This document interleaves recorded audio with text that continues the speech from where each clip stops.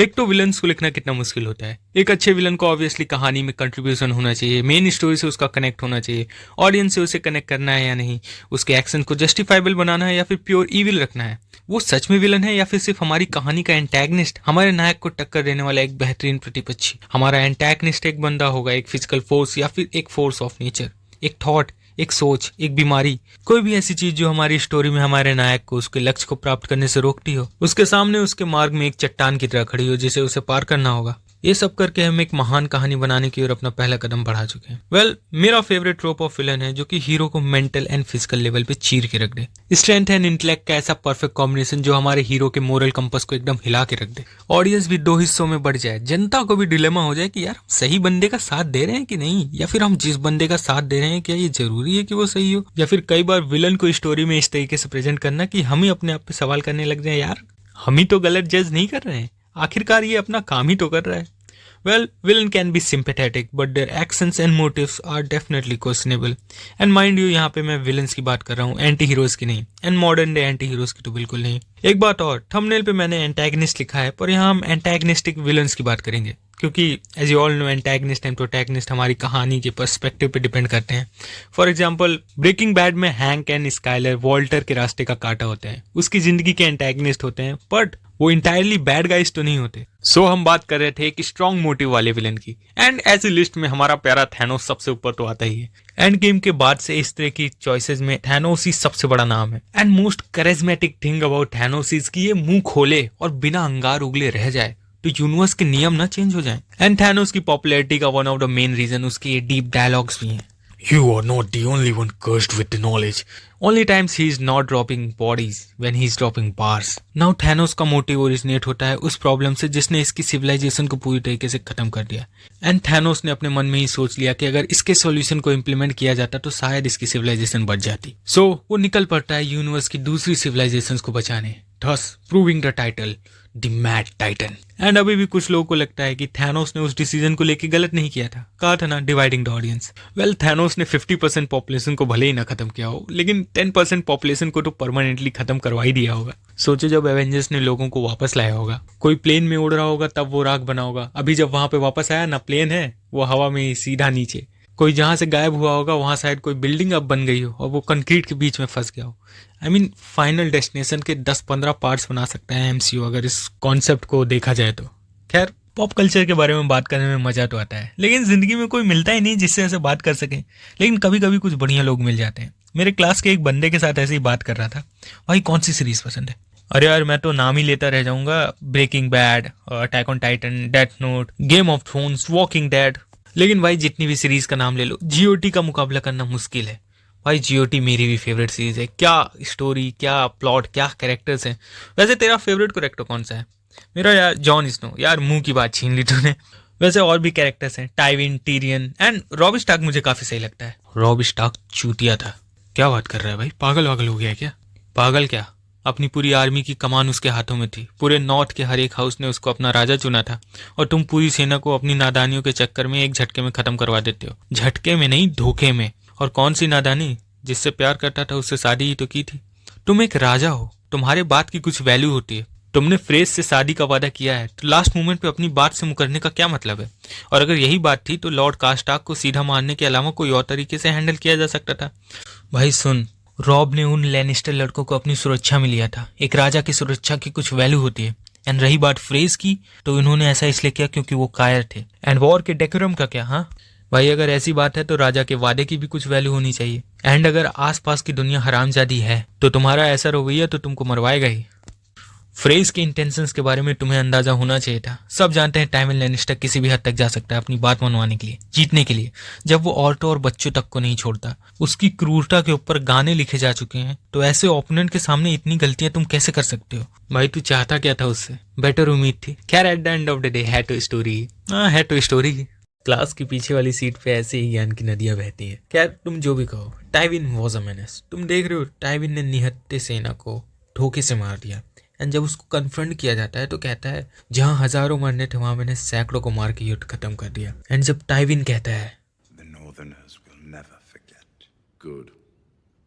Let them remember what happens when they march on the south. आँख की आँख। You can see Tywin the Mighty Lannister doesn't care about morality, righteousness. उसे सिर्फ अपने परिवार का नाम चाहिए। लैनिस्टर्स का परचम सातों किंगडम में सबसे बड़ा हो, वो अपने बच्चों के साथ भी सौदा करने को तैयार है इसके लिए। और टीरियन का तो इसने इतना बुरा काटा, वो भी इसलिए क्योंकि टीरियन वो नहीं था जो इसे चाहिए था। बचपन से टाइविन ने अपने घराने का मजाक बनते देखा। बचपन से ही टाइविन की रूथलेस गोल्डन लायन वाली पर्सनालिटी बनती चली गई। तुमने टाइविन को बहुत ही कम हंसते हुए देखा होगा। उसे नफरत है हंसने से। हंसी उसे अपने परिवार की गई बेइज्जती याद दिलाती है, और अपने परिवार की इज्जत के लिए, अपने परिवार के नाम के लिए उसे नहीं मतलब सही गलत से। वो अपने खानदान को आगे बढ़ाने के लिए जो करना होगा वो करेगा। And Tywin is one of those villain जो कि सक्सेसफुल भी होता है। शो में जब तक टाइविन जिंदा था तब तक लैनिस्टर्स की पोजीशन हद से ज्यादा स्ट्रांग थी, और उसे जो चाहिए था उसने लगभग वो अचीव भी कर लिया था। उसने जेमी को मना लिया था कि वो किंग्स गार्ड को छोड़ के कास्टली रॉक का लॉर्ड बन जाए, और अगर ये नहीं हो पाया तो उसने कम से कम टीरियन को खत्म करने का रास्ता तो निकाल ही लिया था। टीरियन जो उसे फूटे आंख नहीं भाता था, उसकी नजर में वो भद्दा टीरियन जिसके ऊपर सब हंसते हैं, जो कि वैश्याओं के साथ रंगरेलियां मनाता है, वो उसे अपने कमजोर पिता की याद दिलाता था। अपने अंदर का खोखलापन उसे टीरियन में कमियों के तौर पे नजर आता था। टीरियन कितना भी बड़ा या अच्छा काम कर ले, उसकी नजरों में, उसके शब्दों में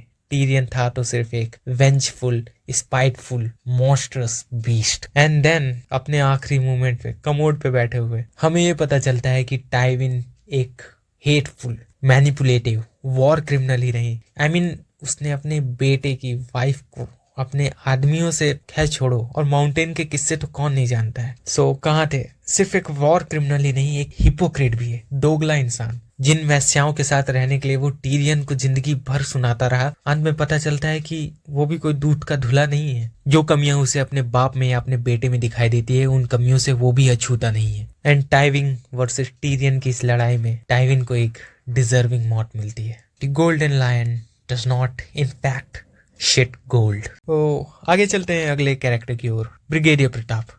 मूवी भले ही किसी ने ना देखी हो, पर इस कैरेक्टर को सब जानते हैं। And I will try to cover him rightly. और इफ एनीवन इज वंडरिंग कि क्या ये मूवी रीमेक है, हाँ ये मूवी रीमेक है, बट ब्रिगेडियर प्रताप की performance is incredible in this, and हम उसी पे बात करेंगे। नाउ अगर तुमने ये मूवी नहीं देखी है तो ये मूवी रिवॉल्व करती है एक मुस्लिम आर्मी ऑफिसर के अराउंड, जो कि अपने सीनियर को गोली मार देता है, क्योंकि उसका सीनियर कश्मीर के लोकल्स को इस बात को लेके मार रहा होता है कि ये टेररिस्ट से मिले हुए हैं। नाउ इवेंचुअली इस बात की इन्वेस्टिगेशन के लिए हमारा लीड ऑफिसर आता है, एंड उसका सामना होता है ब्रिगेडियर प्रताप से। Now one thing for sure, कोई भी बता सकता है, इस मूवी में मिलिट्री को कुछ हद तक इविल, इस्लामोफोबिक एंड डिस्क्रिमिनेटरी बताने की कोशिश की गई थी, जो कि कहाँ तक सच है वो तुम खुद सोच सकते हो, तुम्हारे पास दिमाग है। बात करते हैं जनरली डायरेक्टर्स डिसाइड करते हैं कि what will be the fate of the movie, but sometimes actors ऐसे गॉड मोड पे चले जाते हैं कि उसके बाद कुछ नहीं दिखाई देता, स्क्रीन पे उनके अलावा कुछ समझ नहीं आता, कुछ दिखाई नहीं देता। वो डिसाइड करते हैं मूवी किस मोड पे जाएगी। And that's what this character brigadier Pratap is. Now movie इस बात का रीजन देती है कि ब्रिगेडियर प्रताप ऐसा क्यों है। सो 1993 के दंगों में ब्रिगेडियर प्रताप के एक मुस्लिम हाउस हेल्प ने इसके घर में इसकी माँ, बेटी और बीवी को जला के मार दिया था। उस हाउस हेल्प ने जिसको इसने बचपन से पाला था, एंड ऊपर से इसने इसकी बेटी को मारने से पहले उसके साथ दुष्कर्म भी किया था। इस इंसिडेंट ने ब्रिगेडियर प्रताप के मन में उस पूरी कम्युनिटी के खिलाफ नफरत भर दी, एंड उसी का रिफ्लेक्शन हमें इस मूवी में दिखाई देता है। Apparently, one of the most fascinating thing about this character, one of the most appealing thing is not the hate or anger, it is the charisma of the character. जो aura है इस character का, जो commanding presence ये बनाता है, it's incredible. And the hate inside brigadier along with the charisma and commanding personality उसे बहुत डेंजरस बनाती है, hurt dangerous. Apart from that, ये कैरेक्टर मासेस में इतना फेमस क्यों है? Well, one of the reason कि इसकी कही हुई कुछ बात सोसाइटी में कभी कुछ अनफॉर्चुनेट इंस्टेंसेस के साथ रेजोनेट कर जाती है। एंड दूसरा reason, the god level intense performance given by K Menon. And और जितने रीजंस हैं वो तुम जानते समझते हो। खैर, इस कैरेक्टर के बारे में किसी और दिन और वीडियो बना के बात करेंगे। फिलहाल आगे बढ़ते हैं, क्योंकि हमें बहुत सारी जगह कवर करनी है। हर एक पीस ऑफ मीडिया से हम लोग को एक कैरेक्टर लेना है। एनिमेशन में शुरू करते हैं। मदर गॉथेल, टैंगल्ड मूवी की विलन। डिज्नी प्रिंसेसेस की स्टोरी में एक ऐसी विलन जिसके पास कोई खास मैजिकल पावर या फिजिकल पावर नहीं है, या फिर उसे ऑन स्क्रीन यूज करते हुए ज्यादा दिखाया नहीं गया है। मूवी में मदर गॉथेल को एक विच बताया गया है, बट उसकी कोई खास जादुई शक्तियां थी नहीं उस मूवी में। वो सिर्फ उस जादुई फूल और रपुंजल की पावर पे फीड करती है। पूरी मूवी में उसे कोई भी फिजिकल पावर्स का यूज करते हुए नहीं दिखाया गया है। उसका इमोशनल मैनिपुलेशन ही इतना स्ट्रांग है कि वो रपुंजल को उसके खिलाफ जाने का सोचने भी नहीं देती है, एंड सोच भी ले तो उसके खिलाफ जा नहीं पाती है अंटिल शी डेड, जब वो फ्लिन के साथ टावर से निकल जाती है। एंड ये सब जानने के बाद भी मदर ग्रॉथल सीधे डायरेक्टली ब्लंट फोर्स से रपुंजल को वापस लाने का नहीं सोचती है। वो पहले रपुंजल के अंदर का विद्रोह खत्म करना चाहती है। वो उसकी इच्छा को ही अपने हिसाब से मोड़ना चाहती है। वो रपुंजल के अंदर का भरोसा तोड़ना चाहती है, जो उसे खुद पे भरोसा था, जो उसे फ्लिन पे भरोसा था, जो उसे बाहरी दुनिया पे भरोसा था, वो उसे तोड़ना चाहती है, ताकि इस बार जब रपुंजल टावर के अंदर आए तो ना चाहते हुए भी हमेशा हमेशा के लिए गॉथल की कैद में बंद हो जाए। But at the end of the story जब उसके सारे पैतरे खत्म हो जाते हैं तब भी वो किसी ना किसी तरीके से सिचुएशन को अपनी तरफ मोड़ लेती है। बट एट द एंड जिंदगी भर की सेल्फिशनेस को हराने के लिए शायद जिंदगी का एक ही सेल्फलेस एक्ट बहुत होता है, जो कि फ्लिन ने अपनी जान को खतरे में डाल के चुकाया। नाउ इस स्टोरी में तो विलन हार गया एंड हीरो जीत गया। Let's talk about not so typical villain Terence Fletcher, the teacher in Whiplash. अगर ये मूवी देखी है तो एक बार कमेंट में बताना जरूर, what do you think about this guy, इसके मेथड्स, इसके बारे में क्या सोचते हो तुम। हम शुरू करें तो टेरेंस फ्लेचर का कैरेक्टर ब्रिगेडियर प्रताप और टाइविन लैनिस्टर जैसा कमांड एंड करिश्मा होल्ड करता है। टेरेंस को चाहिए परफेक्शन, उसे एक वर्ल्ड क्लास लेजेंड प्रोड्यूस करना है, एंड ऐसे म्यूजिशियन को बनाने के लिए वो कुछ भी कर सकता है। फ्लेचर फिल्म के स्टार्टिंग सीन से ही अपना डोमिनेशन बनाने लगता है, एंड अपना लीड कैरेक्टर तो टेरेंस की क्लास में जाने के लिए तड़पता ही रहता है। एंड फ्लेचर एंड्रयू को, मतलब अपना लीड कैरेक्टर को क्लास में लेने से पहले ही उसके साथ खेल शुरू कर देता है। पहले ही दिन एक कंफर्टिंग सिचुएशन बनाता है, एक कंफर्टिंग सी कन्वर्सेशन में वो एंड्रयू से उसकी सारी पर्सनल डिटेल्स ले लेता है, एंड देन दूसरे ही सीन से उसकी धज्जियां उड़ाना शुरू कर देता है। आई मीन वो scene, Are you Russian or dragon? Intense ऐसा लगता है वो नीमन को तोड़ना चाहता है, कि उसने बताना चाहता है कि अब तू कहाँ पे आया है बेटे, that's how it's going to be, मुझे जो चाहिए वो चाहिए। ऐसा लगता है कि फ्लेचर ने पहले से ही सोच लिया था कि वो एंड्रयू को ही अपना लीड ड्रमर बनाएगा। नहीं तो तुम्हें क्या लगता है इस सीन में फोल्डर किसने चुराया था? मुझे तो लगता है फ्लेचर ने ही एंड्रयू से परफॉर्मेंस निकलवाने के लिए ऐसा किया था। एंड अपना लीड कैरेक्टर एंड्रयू फ्लेचर को इम्प्रेस करने के लिए, उसके परफेक्शन के लिए, ऑल्दो परफेक्शन का कीड़ा एंड्रयू के अंदर भी था, बट फ्लेचर उसे एक्सट्रीम तक ले जाता है। एंड उस हद तक जाने के लिए एंड्रयू अपनी पर्सनल लाइफ, अपना रिलेशनशिप, अपना घर परिवार सबसे नाता तोड़ लेता है, एंड इवेंचुअली टेरेंस उसके अंदर घर कर जाता है। और तो और जहाँ पे वो रायन, कार्ल एंड एंड्रयू तीनों को लेकर घंटों प्रैक्टिस करता है, वहां पे वो बाकी दोनों को सिलेक्ट करने के लिए प्रैक्टिस नहीं करा रहा होता है, बल्कि वो एंड्रयू के अंदर के उस बीस्ट को जगाने के लिए ऐसा करता है। Mental abuse, physical abuse, emotional and psychological manipulation, जो भी मेथड उसे यूज करना पड़े वो उसे करता है।